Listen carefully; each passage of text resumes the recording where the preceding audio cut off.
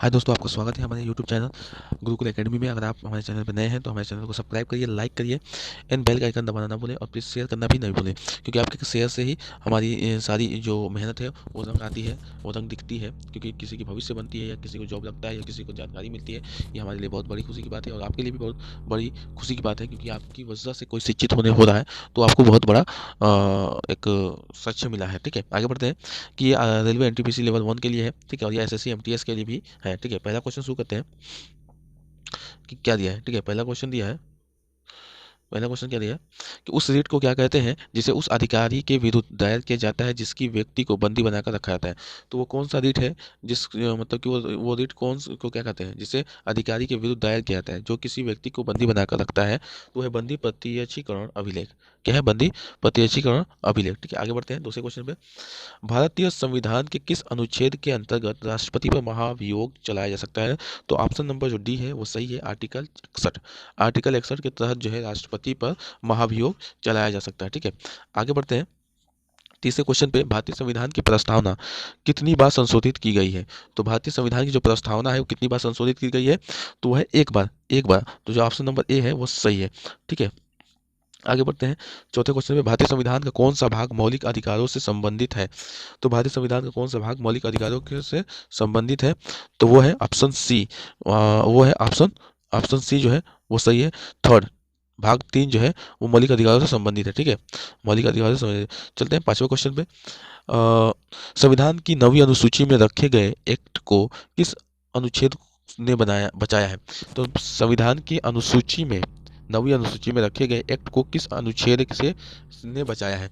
तो उस अनुच्छेद का नाम बताना है आपको कि किसने बचाया है। ठीक है, तो अनुच्छेद 31 बी के तहत बचाया गया है। ठीक है, अनुच्छेद 31 बी के तहत बचाया गया है।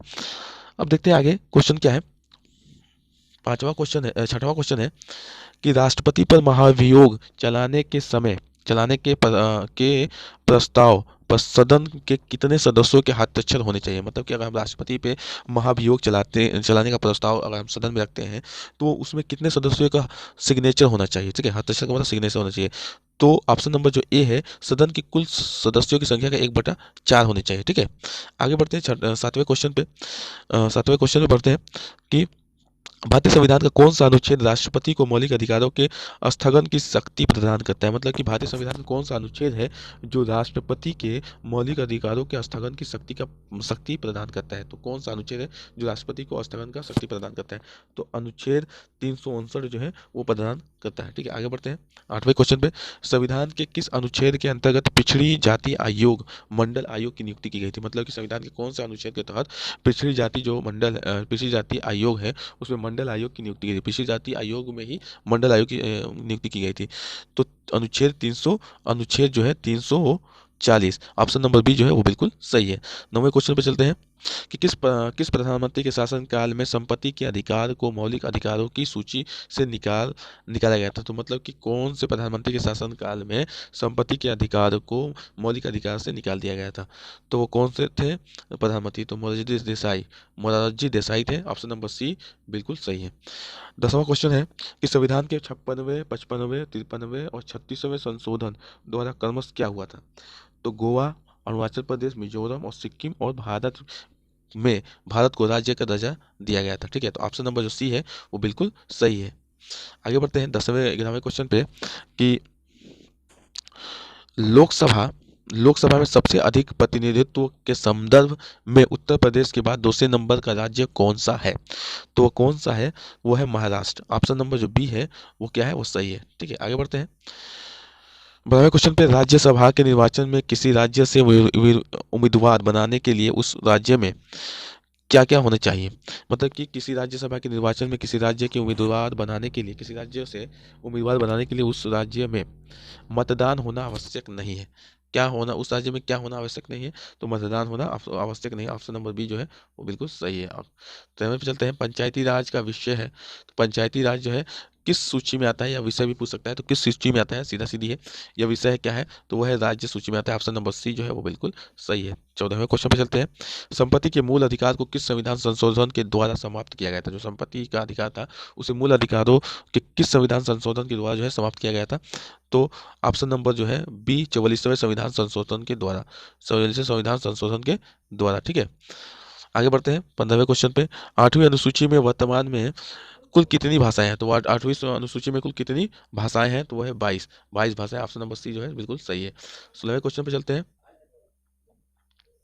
16वें क्वेश्चन पे चलते हैं कि स्वतंत्रता के बाद भाषा के आधार पर गठित भारत का प्रथम राज्य कौन सा था? तो प्रथम राज्य था वो Andhra Pradesh. Option number B बिल्कुल सही है। 17वां क्वेश्चन है कि स्वतंत्र भारत में राज्यसभा के प्रथम सभापति कौन थे? तो स्वतंत्र भारत में राज्यसभा के प्रथम सभापति कौन थे, आपको ये बताना है।